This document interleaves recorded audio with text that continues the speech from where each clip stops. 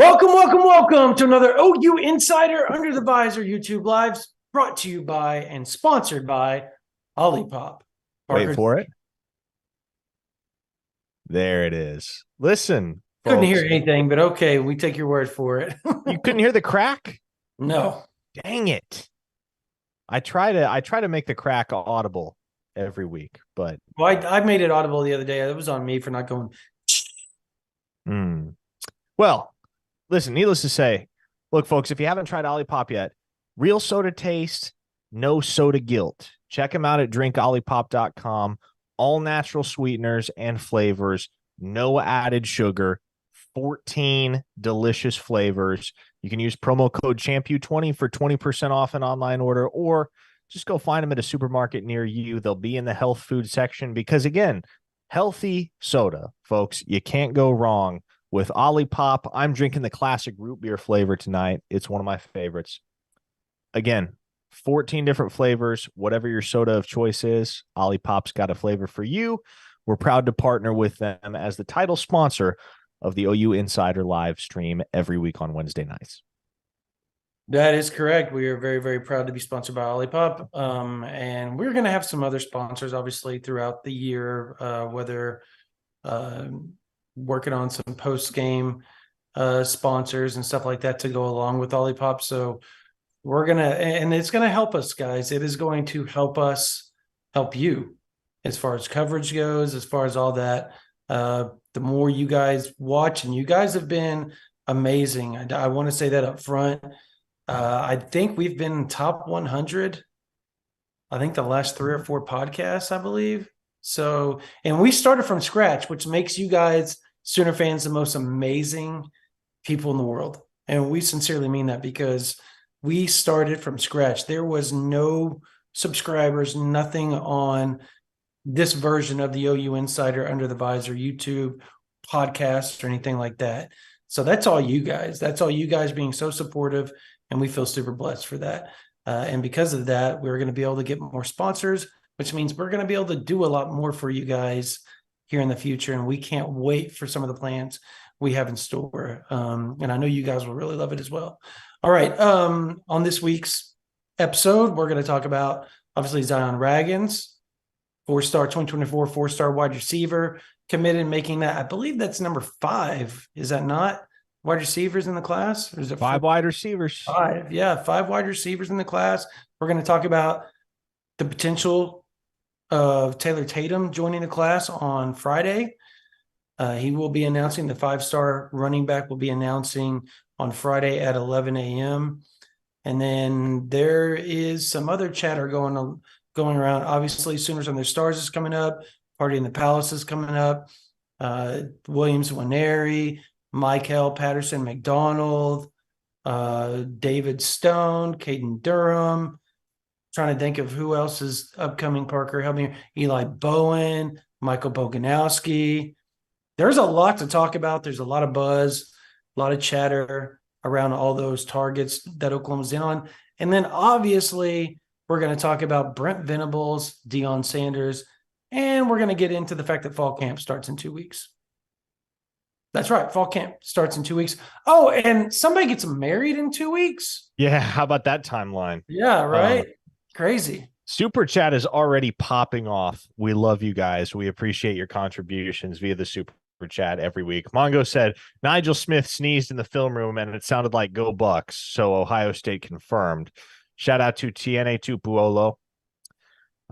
Yeah, I guess the natural place to start, Brandon, is the 2 commitments that Oklahoma has received since the last time we aired one of these live streams last Wednesday. They get Jaden Jackson, they get Zion Raggins, and oh, by the way, they're barely 36 hours away from, in all likelihood, landing a pledge from the nation's number 1 running back too. So good time to be following and covering OU recruiting right now. Yeah, there's actually some action going on, right? Like there is a, obviously there's some off-season bull crap that's going on. Some stretching of imagination by some. Oh, here we go. Yeah, let's dive into that because I think we're bearing the lead if we don't talk about that. We'll talk about Zion Raggins in just a minute because I think everybody wants to talk about Deion versus BV. First off, and I say this jokingly, like I would take BV all day, every day because Deion didn't hit anyways when he played in the league. He was an interception. He's the best cover man of all time, but that dude wasn't coming up and making very many tackles. BV is crazy. That dude was a linebacker. He was mean, and he's wired a little differently. I would take BV all day, every day if they were to get in a cage match. Would you not? At this point in their lives and careers, yeah, I would probably take BV. Do not. I thought you were gonna, when you said that, I thought at this point in your lives, I thought you were gonna go into the surgeries that recently have, and like you probably don't know what I'm talking about. So Well, no, I know exactly what you're talking about. I thought you were going there. I was Reason like, why you would take Parker, BV, right? Parker, don't, because you've been the feisty one on Twitter over that lately. I've been pretty Listen, I don't get feisty on Twitter unless people are being blatantly and willfully stupid and ignorant, which they are. So that's the reason I had to chime in on that whole line of discourse. But yeah, look, it'll all blow over within a matter of days. The news cycle will eat it up and the tide will roll over it, and that'll be that. But it's definitely been quite the national talking point over the last couple of days. I was the one that was actually doing that interview with BV when he made that comment. And in the moment, I was like, I legitimately did not think anything of it. Like, if you told me then that there was a comment Brent Venables made that day that was going to make national headlines, I'd have figured it was the pot shot he took at Mario Cristobal in Miami. Exactly. But, you know, here we are. Yeah, it's been overblown. Mike Wilbon is the one that kind of, he brought it to light more than it should have been. And then it just took on a life of its own. And it's utterly ridiculous. Like, seriously, utterly ridiculous. Number one, he wasn't even making a jab at Deion. It was more or less, there's two ways of going about it. The way I did it, which hindered us, we went from being a 11-win team to a 6-win team in a matter of 12 months. Or you can try and risk it by nixing everybody that you don't think fits your culture without even letting them prove themselves like Deion did. And then you can bring in your own guys to start with, but that doesn't give you very much leeway. You have your guys here and now. BV did not. He didn't have his culture guys. Everybody wants to say all the talent, all this, all that. Dude, these players did not, there was buy-in, but it wasn't complete buy-in from everybody. And those that didn't get bought completely in were shown the door after the season, if not during the season at some junctures. So there's just a different way of doing things where, Venables is getting all his guys in. But when you go 70, 80% of the roster is at Colorado is his guys now. They're his guys. He got rid of everybody, kept a handful. But let me ask you this, Parker. I know you've heard some behind the scenes stuff too, like I have. Sure. What's going on there, right? Like, you've heard some of the disdain, some of the vitriol some of the players have towards their staff, right? They've transferred. Like, some of their top players, you bring in a better quarterback than these guys have ever caught a pass from. They go through spring ball, and now all of a sudden they're transferring out. People that just transferred in are transferring out. Why? You can't even make it to the season? Why? What is going on behind the scenes that's making that take place? It's a lack. Well, I think it's. You know. Yeah, it's a lack of buy-in, and I think that the reason that You can trace that back to a variety of different reasons depending on the individual, but lack of buy-in ultimately, like if you have a guy that's not buying in, that falls back on the coaches one way or another. Because if he's not the Right. type of player or person that's going to buy in, well, that was a bad eval in the first place. And if Mhm. he's not buying in because he doesn't like the way that things are run, or you're being too demanding or too my way or the highway, well, again, like that's on you. Yeah. So, yeah, I don't want to belabor the point. I don't want to take up half the stream talking about Deion and Well, Colorado. but The we jury's had still to at out on least. that one. We'll Yeah. like ultimately, whether or not they win football games in 2023 is going to dictate a lot of the narrative. Deion has dominated offseason headlines because he's the sexy new hire in college football, much like Lincoln Riley was a year ago at USC. But I just dislike the fact that this whole controversy between Brent and Deion has become the subject of national shows and talking points on uh, syndicated television. It's just welcome to July, right? That's what this boils down to, is Because that we're in July and they'll find anything that they can turn into a storyline. everybody's tired of it. Everybody's tired of the off season. You can sense the season almost like it's at its precipice, right? The off season is almost ending, and you're getting so sick and tired of just, talking in circles that you start latching onto and creating narratives that don't need to be created in the first place. And that's exactly what happened right here. Blake Wilson in the super chat wants to know, sorry, this is off topic, but I want to know, when is fall camp? Well, like Brandon said, starts in 2 weeks. There at the beginning of August. 214 Sooner on the topic of recruiting says, what do you guys make of the whole Harrison Utley situation? And Brandon, please stick with SPF 80 next time you head down to the North Carolina shores. You hear? Okay, first off, this is my normal skin color, and I was sitting under a red light, and I'm not using my light that I have been because it makes me look like I can't figure out which shade of the light to go to stop making my skin look like bright red, because I pick my arm up and my arm is completely tan and it makes me look like I'm beet red.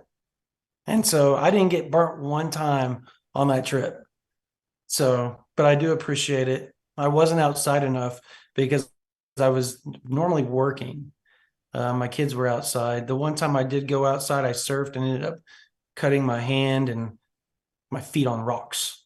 So it wasn't very fun. And I'm a pretty decent surfer. So, anyways. Um, so what was the other question? Sorry, I got caught up on the SPF 80 part. The Harrison Utley situation. I mean, you talking about the Harrison Utley that's visiting? Are we talking about Norman North? Yeah. Yeah, Oh, that yeah. yes. Okay. Whoa, sorry. I'm totally confused here. Um,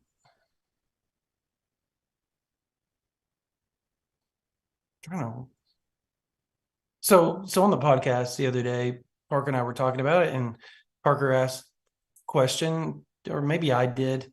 I knew the answer. It was kind of rhetorical, but Parker didn't at the time because I hadn't relayed what I was told prior to our podcast. And I had spoken to Harrison before he'd even told anybody about the offer. He had told me on Sunday he'd been offered, he didn't want it out there because he wanted to respect Kansas. And then obviously 24 hours later, 36 hours later, he puts it out there that he was offered after we got in recording and all that. But on that podcast, I said, I didn't feel that he was going to jump on that offer because I felt, and I knew just from talking to Harrison himself, that he just had so much respect for Kansas, for that, for the coaching staff, for all that, because they had him number one on their board. They pushed for him from day one. They just, they thought he was worthy of the offer from the get-go. And for Harrison and his family, who are obviously season ticket holders, big OU people. That was hard to do, but they felt deep down in their heart it was the right thing and right way to handle it. Now, having said that, I think he's worth the offer, and I think he's has a chance to be a really good player, mainly because I think Leipold knows how to evaluate, and he will turn and develop. So if he thinks Utley can be, and I've always thought Utley had a chance to be pretty good when he got to college. So Leipold does too, and I don't know if Oklahoma goes on a hot streak and maybe they start winning, and Beanbo maybe starts to push really hard down the stretch that maybe they can't flip him, but it's far from a done deal. It's far from a guarantee. It's far from any of that, because just the type of kid he is, the type of people his family is. So you got to respect that. I know it's kind of weird for OU fans to look at it like that, but for us, when we get to know those type of people, like a kid literally turned down his dream school to stay at a school that he was originally committed to. Well, and one thing that I would also point out with regard to the Utley situation and his very brief flirtation with Oklahoma as a scholarship offer. Once OU got the no from Harrison Utley, they moved right along. And what they do, they offer Josh Isosa up at Edmond Santa Fe. He's going to commit on August 14th. I like Oklahoma in that race. The Sooners over the course of the last couple of weeks have really kind of turned the tide in the BJ Brooks recruitment, and they're now the perceived leader for the 4-star interior offensive lineman out of Chatsworth, California. Former high school teammate of Javante Barnes, by the way. I don't know if that has been duly noted with regard to the Sooners' pursuit of Brooks, but he is a former high school teammate of Barnes at Desert Pines. He's now at Sierra Canyon. So you have Isaiah Autry committed. You close out Brooks and Isosa. There's one more spot, and it belongs to Grant Bricks. Everybody kind of understands that. Everybody kind of understands at this point that if there's a guy Bedenbaugh is pushing harder than anybody for, or harder for than anybody else, it's Grant Bricks, understandably so. National top 100 player, national top 10 player at offensive tackle. I've said it repeatedly. I think he's the highest ceiling player on the offensive line in the entire class, the entire nation in this cycle. Now, I think with that in mind, as long as things continue to progress with Bricks the way they have thus far, and I still give Oklahoma the edge there over Kansas State, Nebraska, as long as you're still feeling good about where you stand with Bricks as you wind down to a decision, which could be coming any time for the kid. He's not one to do the whole pomp and circumstance thing. When he knows, when he's confident, he's going to make the call, and that's going to be it. So as long as you feel good about Bricks, I don't feel like you really need to be chumming the waters for additional offensive line targets at this point in time. So, Utley kind of had his window. He told him no. Oklahoma said, okay, we're going to move on. You're going to move on. We're content with this. Looks like Isosa and BJ Brooks, and I would say Grant Bricks probably close out your offensive line class at Oklahoma. In the super chat, Taylor Pavy says, T-Pav, your number one OU Insider VIP here. Love the content. Keep killing it. We appreciate you. John Higgins asks, who makes more money from NIL, David Stone or Walter Nolan? Oh, man. Do we have to answer that? I'm going to say Stone.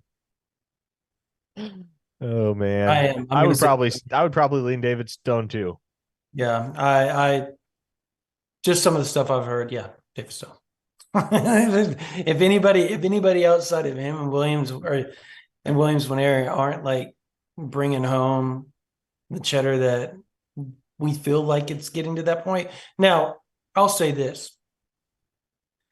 I don't think it's as high as you guys are trying to make it, just so you guys fully understand that. I just feel that Oklahoma is going to be willing to do a lot more and willing to, stretch the boundaries a little bit with their NIL and the packages that they can throw out there to the Win Areas and the David Stones of the world, because it's so imperative that they do it heading into the SEC. And two, there's not going to be a lot of years where you have the number 1 and number 2 defensive linemen in the country looking directly at Oklahoma, one from Oklahoma, one from Missouri, one from a program that is essentially OU North when you look at Leaf Summit North. I mean, and that's not to say like everybody from Leaf Summit's going to go to Oklahoma. It's just the fact that they have built such a bond with that program that Oklahoma's just hard to beat there. Obviously, Jamar Mosey has a lot to do with that, but he doesn't push kids to Oklahoma. Far from it, actually. He takes them all over and lets them decide where to go. It's up to the coaching staffs to do what they need to do to make that recruitment possible, to make the commitments possible. So where Oklahoma stands with both those guys is because Bates and Chavis put in the work to make that happen. And that's the honest truth of it all. Parker can even, he just went, I just talked to people around Stone. I texted with Stone yesterday. I talked to people around Stone today, and he was around Winery yesterday. Like, we have heard nothing but, you keep hearing relationship. And that's where it is with those guys. More than anything, NIL 100% plays, Parker. Yeah, but sure. It's not the end all when it comes to those guys. Yeah, and look, Oklahoma's on the verge of laying a major pipeline to Lee's Summit North. And if there's a program that you want to be building those inroads with in the Kansas City Metro, it's probably LSN, because they are going to be churning out Power 5 talent every single year well into the future. And it is interesting, isn't it, Brandon? Because I know Jamar, great coach, great football mind, awesome person as well. But he and that program have spent so much money and so much time taking his legitimate P5 recruits to pretty much every single school in the country over the last couple of years. Yeah. And making sure they have all of the requisite knowledge to be able to make an informed decision about where they want to go. And at the end of the day, it looks like they're going to send no fewer than 4 players in the span of 3 classes to the University of Oklahoma. And again, like, if you're just looking at that from a casual's point of view, you're going to say, oh, the coach went to OU, he's pushing kids to OU. Well, if that were the case, they wouldn't constantly be on the road going places like Notre Dame and Georgia and Ohio State and Oregon and Tennessee and Texas A&M. Places all over the country in order to put their athletes in front of coaching staffs and put these universities in front of their athletes and allow them to make up their own minds. So it's just like, I think there will be that perception going forward, especially if you get Nwaneri and Kamari Moore and Isaiah Mosey to Norman, and those guys are Sooners. But don't lose sight of the fact that that's also a program that has sent guys to Missouri and Kansas State and KU. I believe they have a walk-on or two at Nebraska, perhaps. A Christian Carter, transfer wide receiver from Pitt State, almost went to A&M and then decided on Memphis. So their quarterback is committed to Missouri State. They have strong local relational ties, but it is kind of interesting to see that all of their top guys have gone, or in all likelihood are going, to Oklahoma. Mm-hmm. Hey, Jason, Mr. Jason Patton, I think this is the second time he's done this in a matter of weeks, by the way. So yeah, how about that? You're a stud. You are a stud. Thank you so much for the Hyundai. Jason Patton says in the super chat, do you think this will be the best D-line class in OU modern era recruiting history? Also, are there any recruits in 2024 that OU is in a good spot for that we aren't talking about? God bless you guys. So that's a great question. I'm trying to, it's gotta be, right? Like, I'm trying to go back. Was Dusty Dvorak and Tommy Harris in the same class? I don't believe so. I think Harris was after him, because I think Dusty redshirted, if I believe correctly. And if Dusty's watching, please text me and let me know if I'm right or wrong. But yeah, I think he was 2000, if I remember. You know what? Because Dusty was at the 2000 national title game. So we had to be 2001 with Tommy. Right? Anybody want to know that? Anybody know that answer in the chat? They were the same. Dusty was a 3-star. Yeah, no, I get Dusty was a 3-star, but those two came in and were automatically the best two D tackles on a really good team, on one of the best defenses in modern era of college football in 2001. That OU defense was sick. I watched the OU I want to say it was OU versus Nebraska game last night from where Jason White tore his ACL. It just popped up on my YouTube. I was like, click on and watch it. I haven't seen it in a long time. That defense was nasty. It was SEC, big, strong, like, Jay Wilkerson off the edge, Brandon Moore off the edge. You had Dusty Voracek and Tommy Harris up the middle. It was stupidly good. Stupidly good. Yes, Mule Schumer, I know you can Google, bro. The thing is I'm trying to talk at the same time. I'm not going to sit here and Google. That's why I asked the chat. It's easier for them to do it. Thank you. Now, fight on out of here. Anyways, but yeah, yeah, it's a obviously he's been in here pumping USC the whole time. As far as I think that would have to be, I think the Jordan, I'm trying to think, from Kansas. He played for Miami Dolphins for years. Jordan Phillips, Jordan Wade.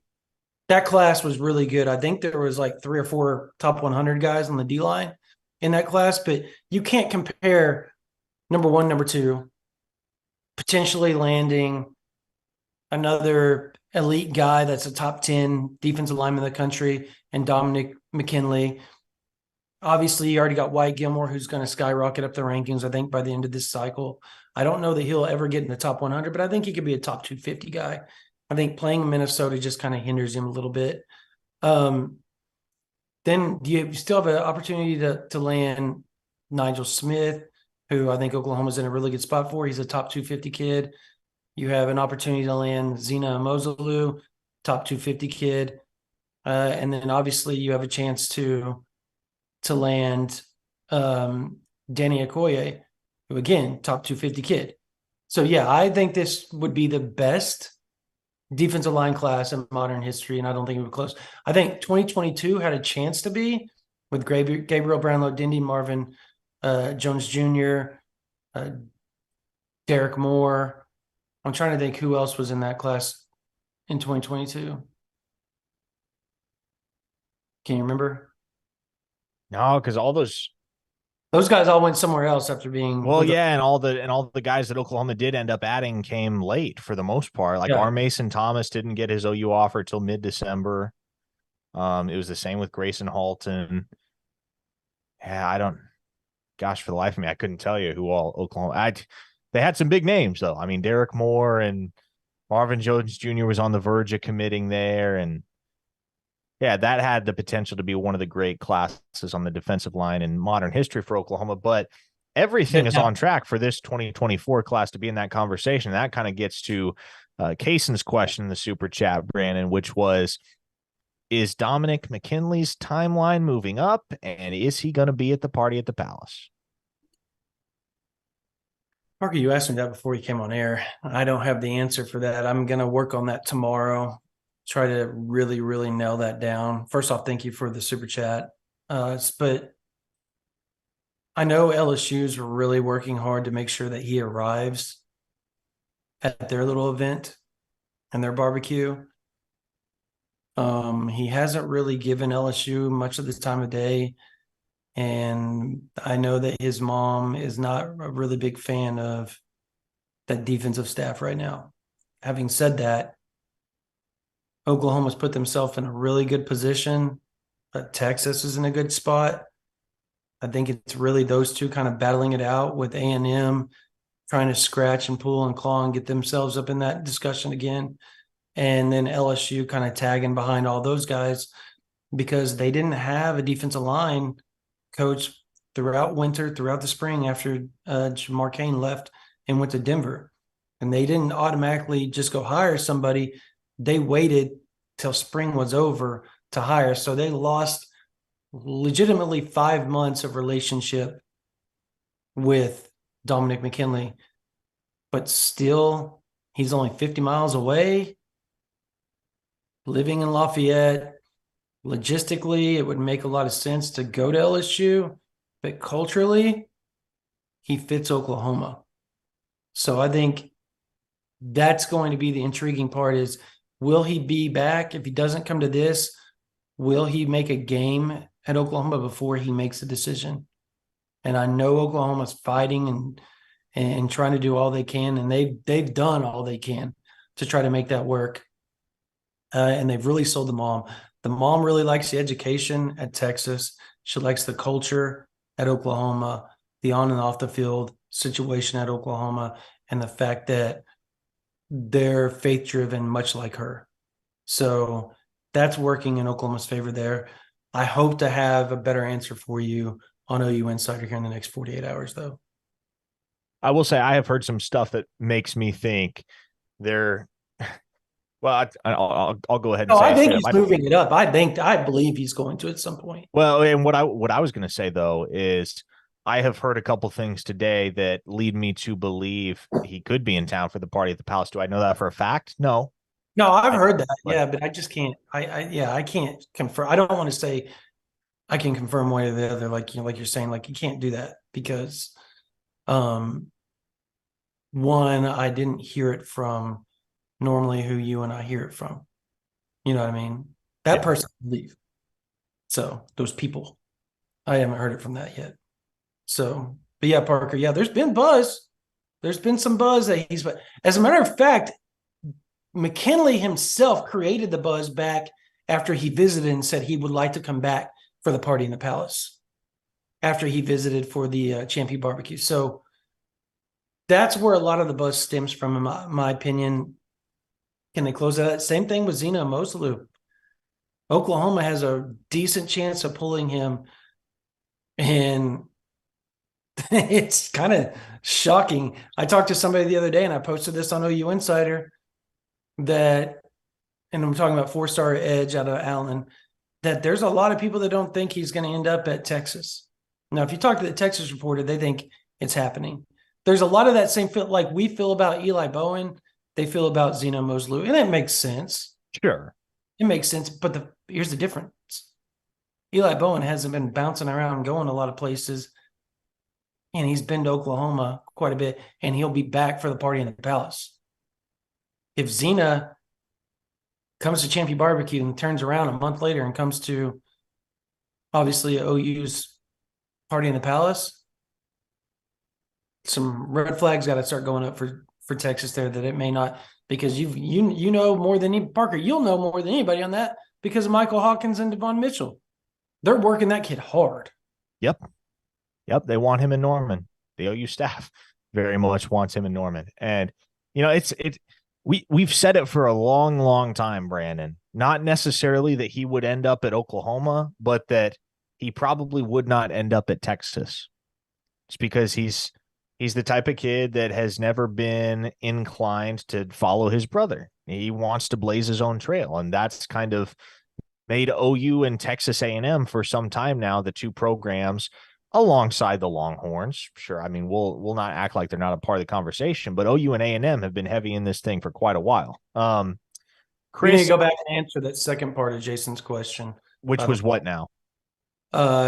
Which I think we just did, talking about Zena Moselu, because not very many people are talking about him, and Oklahoma legitimately is in a good spot. And the question was, are the recruits in 2024 that OU is in a good spot for that we aren't talking about? God bless you guys. First off, God bless you as well, Jason. Yeah, Zena Moselu. Like I said earlier, like Parker reiterated, Yeah, that is one guy that nobody's really talking about a lot. And nobody's talking about Eli Bowen a lot, and they should, because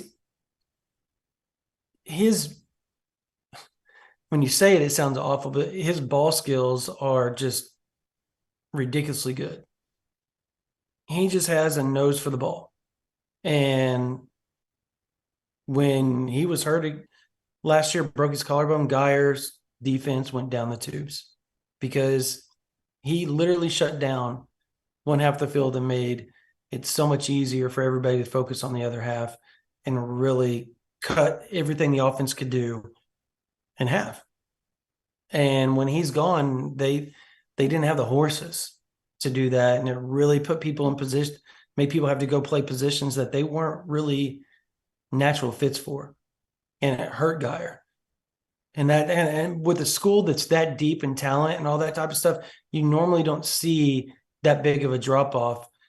But Eli Bowen's so good, so talented, so athletic, so fast, so gifted that you did see it. Him and his brother are just different, and they just make plays. And I think you're going to see that again this year with Eli Bowen. And he's a guy people need to talk more about. Everybody wants to kind of throw him by the wayside, but I think that's the wrong idea. If I'm you guys, he's a top tier talent, 100%. Chris in the super chat wants to know any news on TA Cunningham. We don't need to spend much time on that one. He's not a Sooner. I do, Z. C. Romine wants to know, does PJ get comparable NIL to Stone/Nwaneri with this new push? I know locker room issues could be a concern. Thanks. That's your answer. I don't know that one, man. I'm going to assume he already has. Well, here's what I can tell you. And like this is well known to anybody that followed PJ's recruitment a year ago. That kid was never in it for the NIL. He does not care. You could not make him care. If it was about NIL, trust me, that recruitment would have gotten real interesting circa October and November. It did not, because what PJ values is relationships and commitment. And he made a commitment to Oklahoma in July based on the relationships that he had with Miguel Chavis and Brent Venables and the staff. And he honored it. Wow. So there you go. Regardless of what kind of NIL PJ Adebari gets, I can promise you whether or not he's getting however many thousands of dollars is not going to have an impact on his attitude, and it's not going to have a trickle-down effect on the locker room either. Let's see what else we have from the super chat. There's a lot happening.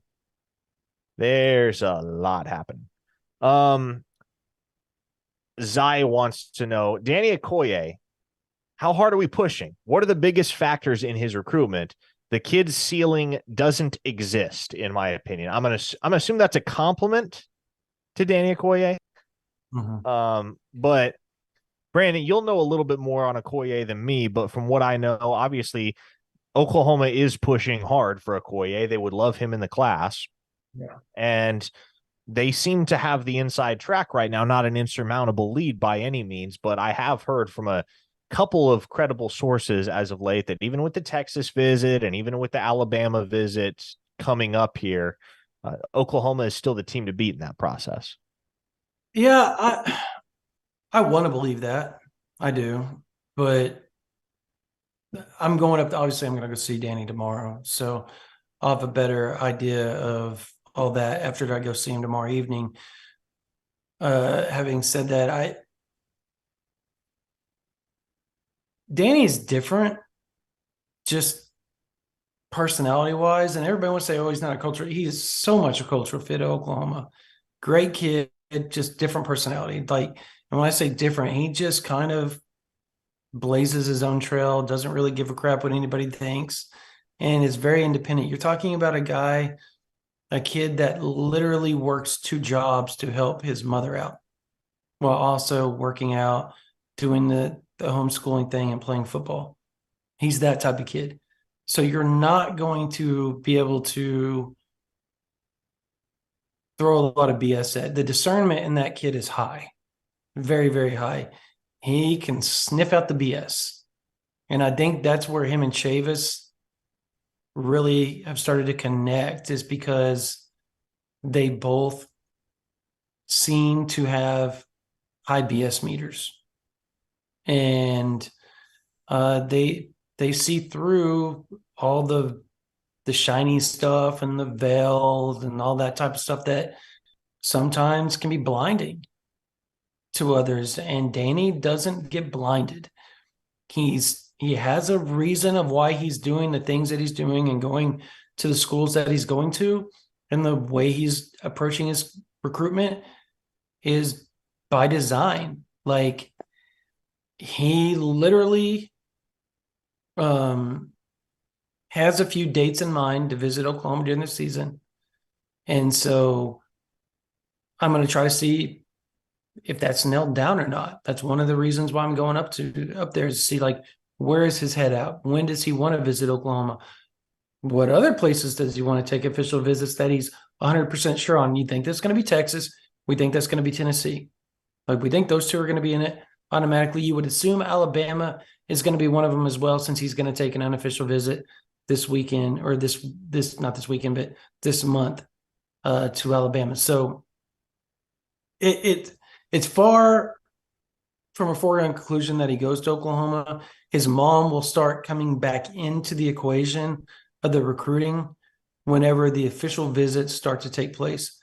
Until that point, she's letting him find the schools that he likes, and then she will come in, and she's not going to try to dictate him away from Oklahoma. She's grown to really like Oklahoma. So first off, get that out of your head a little bit.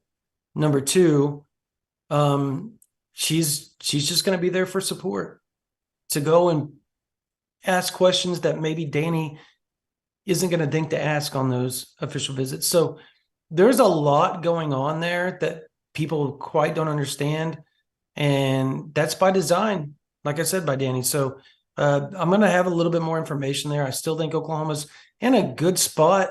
I can't say they're the leader, because he really, really likes Texas, really likes Tennessee, and we're going to see what Alabama does when he goes down there and visits. So I don't want to get ahead of myself there, just because he's such a different kid. But I do like Oklahoma's chances. And if it came down, people ask this all the time. If it comes down to Zena and Mosloo and it comes down to Okoye, what is Oklahoma going to do? They're going to take both. That's what they're going to do. They're going to find room to take as many D linemen and DNs that they possibly can, and go from there and work the numbers out after spring. Elsewhere in the super chat, John Higgins asked, is it possible for Neto Mozelu to transfer to OU? I mean, yes, it's possible. Does that mean it happened? I have no idea. It's way too early to even start entertaining that conversation. First step is getting Zena to Norman. But Grimlock asks, how much does it take Chesapeake Energy to move the McKinleys to Norman? Very on-brand question there. Preston Enoch asked, what happened with T.A. Cunningham? Wasn't he high on our board at one point? Did he cool down on OU, or did OU cool down on him? Well, look, here's kind of the best way to conceptualize that whole process. If T.A. Cunningham had stayed in the state of Georgia, he and OU might very well still be a thing right now. But the second he moved out to California and enrolled at Los Alamitos, that was kind of the end of it. Because at that point, it kind of became clear what that recruitment was about. And also, as summer turned into fall last year, the Sooners began to zero in on some other defensive line targets that began to shoot up the recruiting rankings of their own village. And Williams Nwaneri is a perfect example of this, right? Last year, T.A. Cunningham is a 5-star national top 10 player based off his sophomore film, which was really good, and he's a really impressive football player. But what T.A. Cunningham did sophomore to junior year was not nearly as impressive as what Williams Nwaneri did sophomore to junior year. And the leap that he made in terms of just being an absolute wrecking ball on the defensive line, production, disruptiveness, he was a different player. I mean, he looked like a blue chipper as a sophomore. He looked like the best player in the country as a junior. And so what they initially envisioned T.A. Cunningham being at Oklahoma, which was a guy that was big enough and athletic enough that he could play outside at a plus weight of what a guy would typically be playing defensive end at, that became Williams Nwaneri. And Nwaneri kind of became their top target in that capacity. So, yeah, T.A. Cunningham and OU haven't been a thing in months, perhaps an entire year. So it's just. Yeah, they thought he was Miles Murphy. I mean, that's what they thought. They were looking for another Miles Murphy. And what turned out to be, look, here's the thing, and it's well known at this point because there's a whole story on it and everything. TA's dad doesn't work really. His reverend doesn't work, pastor doesn't really work. And so they sent him out there to California for NIL and so that he could help provide for his family. And that's really where TA's head was at that whole time. And unfortunately, the NIL part got in the way with the production part. And that happens. And he wasn't at a position like a David Stone or Williams Nwaneri, even a PJ Adebawore, or even a Dominic McKinley to where, or a Nigel Smith, where he could like literally go and push for NIL if he wanted to, because he wasn't the same caliber as them at the end of the day. And it's not a lack of talent, Parker. It's a lack of, he just had so much going on outside of football. And now you see he's moved back down. He's down to Miami now, right? Like he moved to Miami now. Like there's just a lot of internal family issues that caused some of the teams that were really hard on him to kind of go, okay, that's just not going to be good for the locker room right now. And it's not that he's not a good kid. TA is an amazing kid. His brother is an amazing kid. Sometimes it's the people around you that bring you down more than maybe it deserves. And that's kind of where that equate. You know what I mean, Parker? Like that's really where that whole thing is at. And it's a sad deal. We see that all the time behind the scenes, by the way. But this one just played out publicly because of all that went down with the guy that he was living with in California being, for all intents and purposes, a pedophile. So just a sad deal all the way around. Blake Wilson dropped another $5 and asked, what prospect out there that OU is not looking at before and now is on their radar? Well, I mean, just look at the recent offers. Josh Iasosa comes to mind. Mm-hmm. But other than that, OU really, like, if everything goes according to plan over the next month or so, you're not going to see that many late offers go out. Obviously, what I think you can point to is the recent offers in pursuit of a second quarterback. Brendan Zurbrugg, the former Northwestern commit, or I guess current Northwestern commit. He's still technically committed there. He picked up an offer. Trevor Jackson picked up an offer. Look for Oklahoma to continue to explore their options for a second quarterback because they do want to have additional depth at the position and they want to pursue it in this cycle so that they don't have to go to the portal, because I think what you saw last year is that you get to a certain point, and especially at the quarterback position, your portal options are really limited. That's how Davis Bevel got to Norman, and we know how that turned out, right? Travis Haynes asks, what do you make of the 8-person power line silhouette, and who do you think the other 6 are? Well, we can tell you who the other 6 are. Danny Okoye, Zena Amozulu. Okay, so you have the 2 commits, Wyatt Gilmore, Jaden Jackson. Beyond that, Danny Okoye, Zena Amozulu, Nigel Smith, Dominic McKinley, David Stone, Williams Nwaneri. Those are the other 6. You want me to try to go left or right without even looking at it? I mean, you can try. Okay. Nigel Smith. He goes Nigel Smith, David Stone, Jaden Jackson, Wyatt Gilmore, Zena Moslu. Or excuse me, not Zena. It goes Dominic McKinley, Zena Moslu, Danny Okoye. Left or right? Yeah. There we go. Captain 405 dropped $20 and said, RIP the cardigan, a victim of the long, hot summer. We're over 45 minutes in here, Brandon, and we have not yet talked about the number 1 running back in the country who is announcing his commitment on Friday. That would be Taylor Tatum.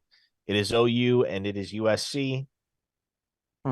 Pretty much all of the intel at this point suggests it's going to be Oklahoma. And want to talk about a feather in the cap, this would be one for DeMarco Murray, because 3 months ago, OU and Taylor Tatum were not really a thing. At least not like that. The Sooners made a charge, and they charged quick.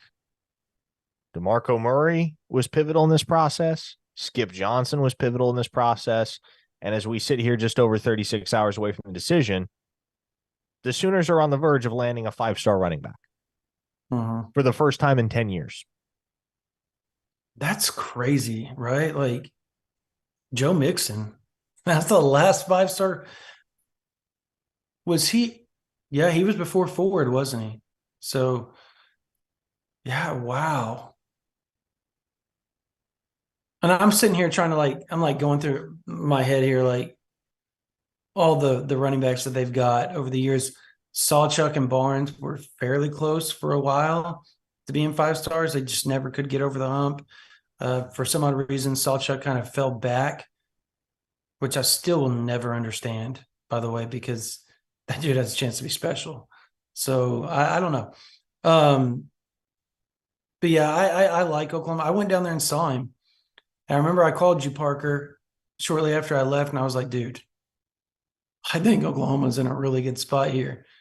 And it was because when I walked in, Taylor was like, hey, man, let me tell you about Oklahoma and all this stuff. And he just started just going on about his relationship with DeMarco Murray, his family's relationship, how much he talks to DeMarco's wife and DeMarco's kids, and just a relationship that's just been harboring there. And I remember calling a source shortly afterwards, and they were like, yeah, it's been quietly, Oklahoma had been feeling good for a while, but publicly it felt like it was anybody but Oklahoma.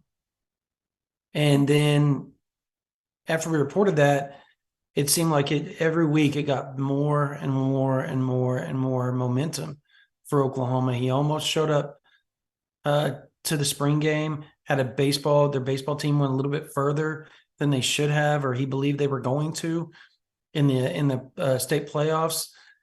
And so he couldn't make it. So that was the first visit, the official visit. And here's the other thing is that I was told that Tatum actually quietly committed to USC on his official, supposedly. And so so that's where all that USC buzz apparently came from. And I can't confirm that. I'm just saying there's a lot of buzz on that side of the things. So for the buzz to be back into Oklahoma's favor, they really had to pull a rabbit out of the hat to make that happen, Parker. Like that was pure magic off one visit. And Skip Johnson, like you said, doesn't get the credit that he deserves, and that baseball staff. They've done a phenomenal job in making that happen. Phenomenal job.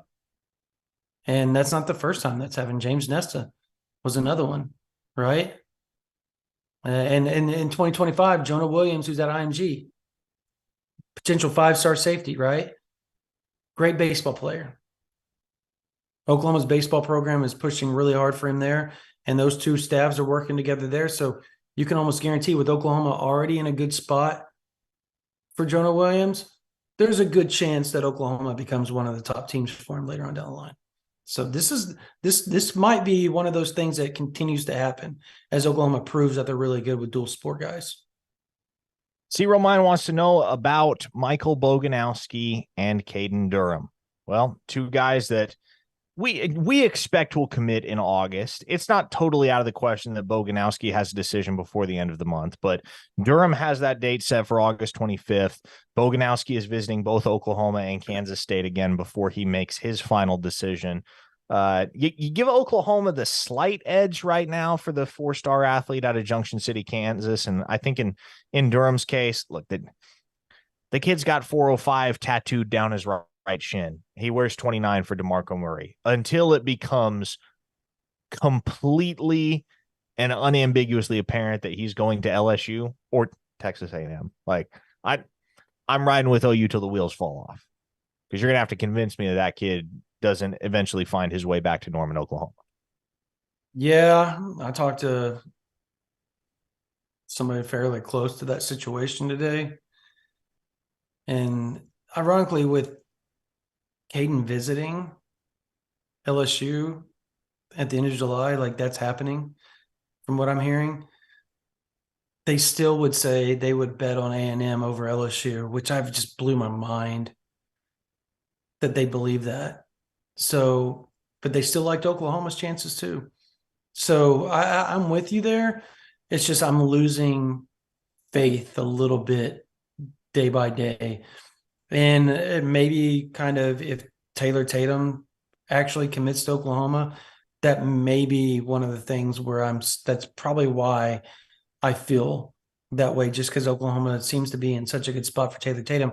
It's hard to believe that both would decide to go to Oklahoma, even though Xavier Robinson kind of feels like a guy that's going to be a hybrid, right? A guy that's going to play some running back, kind of like Dimitri Flowers, but also be an H-back, sniffer back, that type of player that can do a variety of things for you. It just depends. Like, I think as much as baseball has been a fixture for Taylor Tatum, I think track may be a hindrance for Oklahoma. Does that make sense? Because I just don't think the track program competes well with A&M and LSU when it comes to where they're at. Yeah, and I think there's some truth to that. I think, it comes down to, what your priorities are. If you're looking to run track and that's more important to you or equally as important as football, then LSU or A&M makes a lot of sense. But, if football is what you're trying to do and you're serious about wanting to learn from the best and develop towards a future in the NFL, then I think it's pretty evident that Oklahoma offers the best opportunity in that regard, because there's if there's one guy that already has some skins on the wall, so to speak, but is definitely on the come up in terms of his perception nationally as an elite assistant within his position group, it's DeMarco Murray. Facts. Yep. And I mentioned this today on the radio, and here's kind of my last point on the Durham recruitment.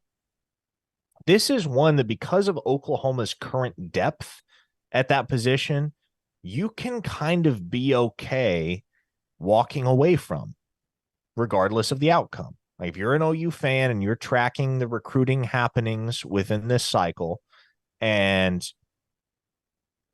you would like Caden Durham in your class, which, I mean, everybody would like Caden Durham in their class, but if if you want Caden Durham, but at the end of the day he goes to LSU or Texas A&M, I think that blow is immediately softened when you take stock of the current state of Oklahoma's running back room and who you will likely have incoming in Taylor Tatum and Xavier Robinson, and understand that somebody is going to have to be the 7th string running back at Oklahoma next year.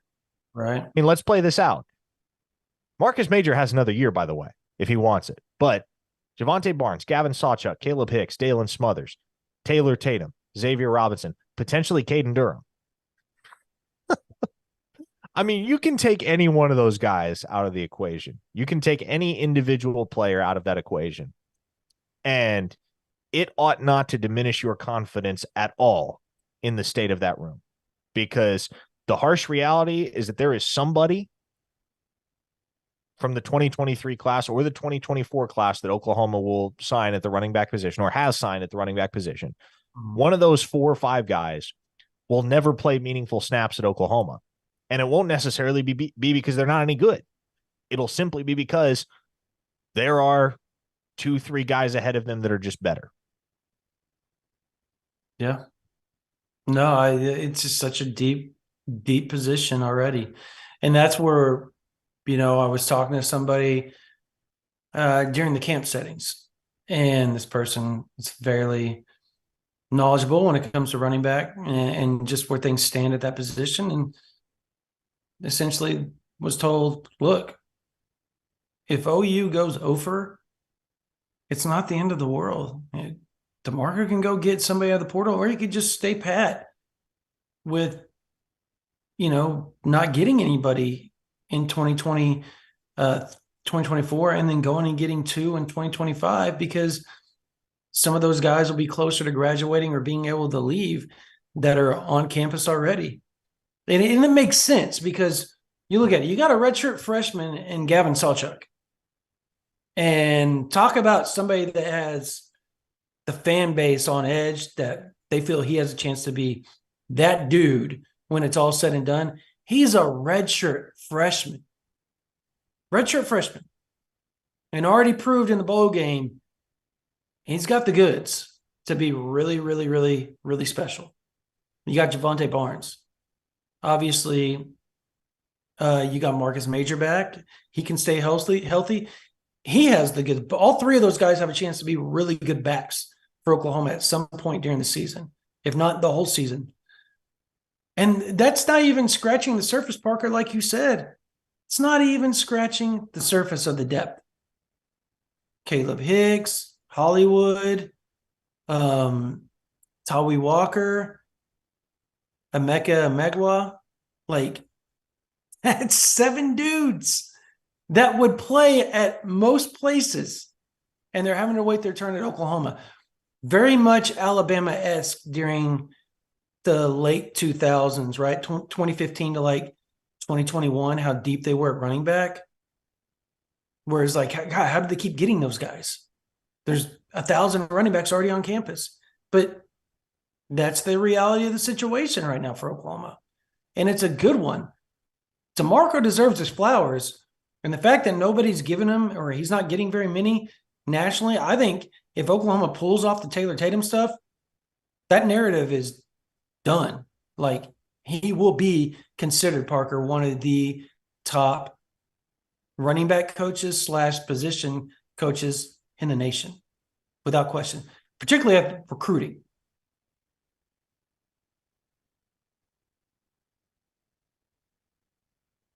Yes. Sorry, I didn't. Are you processing what I just said? No, I agree. I thought there was another. I thought the pause was for dramatic effect more so than to close out your point. But no, I mean, we just hit an hour, so we'll put a bow on this thing here shortly. But look, I agree with you, man. This has the opportunity, and in general, this cycle has the opportunity to shift a lot of the narratives surrounding Oklahoma assistant coaches, and in some cases, flip those narratives about said assistant coach's ability to recruit, right? Todd Bates took a lot of flack for the class that he signed, or rather didn't sign, a year ago. If Todd Bates does what we think he's going to do in 2024, that will be a thing of the past. DeMarco Murray missed on his what now? The people are making it known that we did not name Chapman McCown. That's on us. Has a chance to be a good running back at some point. Yes, he does. Yes, he does. That's on us. Sorry. DeMarco Murray missed on his top target in his first cycle as Oklahoma's running backs coach, the infamous Kamar Wheaton fiasco.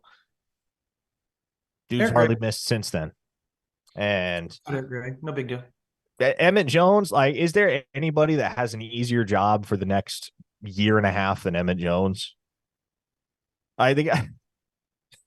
Well, he's got 2 of the top wide receivers. Emmett Jones is so freaking good at recruiting, man. Emmett Jones is so freaking good at recruiting. Emmett Jones is on a heater like we have not seen from an OU assistant coach in quite some time. And I just consider this for a moment.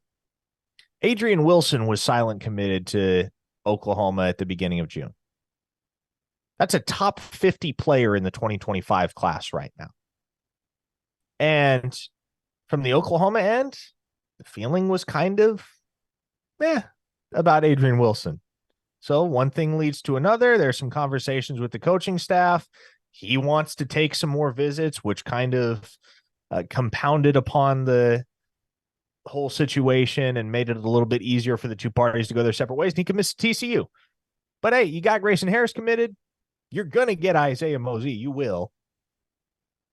Jaden Nickens and Elijah Thomas are still sitting out there, as is Andrew Marsh. Emmett Jones, he can take it easy in the 2025 class, because regardless of who he gets, the Sooners are going to sign several very talented blue chip wide receivers. So the heater that he's on right now is epic. But Bates and Chavis might say, we'll see your heater and we'll raise you a couple here pretty soon. Yeah, no joke. I mean, just think about this, though. a year ago, and I get Oklahoma was kind of in a period of transition after Cale Gundy's dismissal, but they didn't take Malachi Coleman in part because they didn't want to scare off one of their 3 wide receiver commits at the time. Emmett Jones has 5 of them right now. Yeah. It's July, and none of those 5 are jumping out of the boat anytime soon. No. And Emmett Jones is really good, but I think fans generally, when it comes to the wide receiver coaches, are so used to them being really good recruiters because Gundy and Simmons were just studs on the trail, right? Like they were so good. Wide receiver is never a question for so long. There was always an elite guy coming through there for years, and then all of a sudden, all they had left was Mims and Farouk. And Farouk still has to prove it. That's the thing.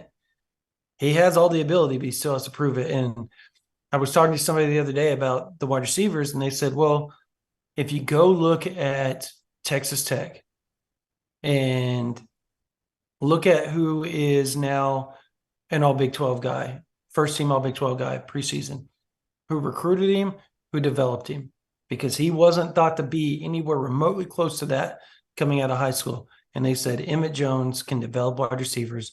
Look what he did to Texas Tech's room in one season. Changed it all the way up. Look at some of the receivers that he had at Kansas that were not great receivers on paper, but they produced somewhat on very bad teams. He was just that good. So he's got a lot of clout, and he's a really, really good recruiter. But I mean, you say how easy Jones has next year.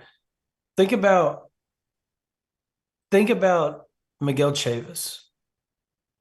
Look what he has in his own backyard next year. Literally doesn't have to go anywhere to get at least 2 of them. Alex Shieldknight, CJ Nixon. Right in his own backyard. Both will probably be 4 stars, to be honest with you. If not higher. And Nixon already is. Nixon has a chance to be a 5-star when it's all said and done. Like, he's that talented because he's so gifted athletically on the basketball court as well. So it's kind of like a give or take. Is he going to do that? But, I mean, Chavis also has what, Parker? He's got Jaden Woods. Yeah, Jaden Woods. I'm trying to think here. He's got Max Granville, Jaden Woods, Alex Shieldknight, CJ Nixon, and then obviously just offered a guy out of Austin or Lake Travis in Austin. Gus Cordova. Yep. Gus That Cordova. might be your next 2025 commit. I'll just throw that. Yeah, that's what I mean. Like it's lining up for him to have a really, really special, like 3 in a row classes. Because 4 in a row, 2022, because he got an RMT as well. I mean, they're changing the fabric of that front 4, class by class, exactly what they were brought in to do, and you're starting to see it. Oklahoma fans were kind of impatient about it, which is totally understandable because Brent Venables and what he did at Clemson, and Oklahoma fans were tired of having a bad defensive line. But now I think Oklahoma fans are seeing it. They're like, okay, look what they've done. Deion Terry. Like, things are changing. PJ Adebawore or Mason Thomas. Like, things are changing on that edge and interior on that defensive line. It's just not happening as quickly as they wanted it to. Yeah. And that's just how it goes. Yeah. All right. I think that's good, right? We're good. Call it. All right. Well, we really appreciate you all being on here. It has been 1,000 strong almost this whole time. You guys rock. Parker's camera didn't even falter one time during this. Quick, end it before you jinx it. I know. When you did that, it's Olipop, people. DrinkOlipop.com. Yes. Promo code ChampU20 for 20% off. There you go. Also, if you're not an OU Insider subscriber, right now is the perfect time to do it because fall camp's rolling around, all these commitments, all these big visit weekends are happening with Sooners Under the Stars, Party in the Palace, and then obviously OU Media Day, fall camp kicks off, all these commitments, and then the season kicks off. So right now, perfect time to sign up. $9.95 will get you 1 month. You can try us out if you want to. or you can just go all in, $99, get you a whole year, which is fairly cheap. It's worth the price. It's cheaper than going, obviously, month to month at the end of the day if you just do the lump sum. But go and join the thousands and thousands. We're already one of the largest rival sites that there is, and that's all because of you guys, not us. You guys. You guys make the effort. You guys believe in us and what we do on OU Insider, and without you guys, we don't have a job. We don't get to do the things that we do. So we are blessed to have you on this live and on the podcast and on OU Insider. And it's awesome. So really, really, really, really appreciate it. Shout out to Captain, by the way, because he did say something about the my cardigan. It'll come back. Promise, man. It'll come back. So, but anyways, yeah, please come to OU Insider if you can. Give us a try. Lots of information. I got some info coming here over the next day. Parker has obviously his 4-piece coming on Friday. He's got more information coming tomorrow as well. So I'll be out to see Danny McCoy. I'm going to go see the Carl Albert guys. And obviously I'm going to go down to Allen here in the next week and Denton Geyer to see some of OU's top targets in the 24 and 25 classes. So lots and lots of information forthcoming before all the big visits happen. Also, if you're not subscribed to this YouTube, we're almost to 10,000. Are we to 10,000 yet? We're getting there. Get us to 10,000 people. Get us 10K, man. Please, So please, close. please. So very, very, very close to get to 10,000. Would love to have you guys on there. We dropped a lot of videos that got Quick Slant with Parker and Jesse. You have our lives. You've got every one of our podcasts. And Parker and I will start doing a lot more when the season rolls around as far as content goes, along with Jesse. So come to OU Insider. Subscribe here. Subscribe to the website. And drink Olipop. Drink Olipop. Thank you, Olipop, for being a proud sponsor. All right, that's going to do it for this version of the OU Insider Under the Visor YouTube Live, brought to you by Olipop. For Parker Thune, for Spencer Forsythe on the board, my name is Brandon Drum. You guys have a blessed day.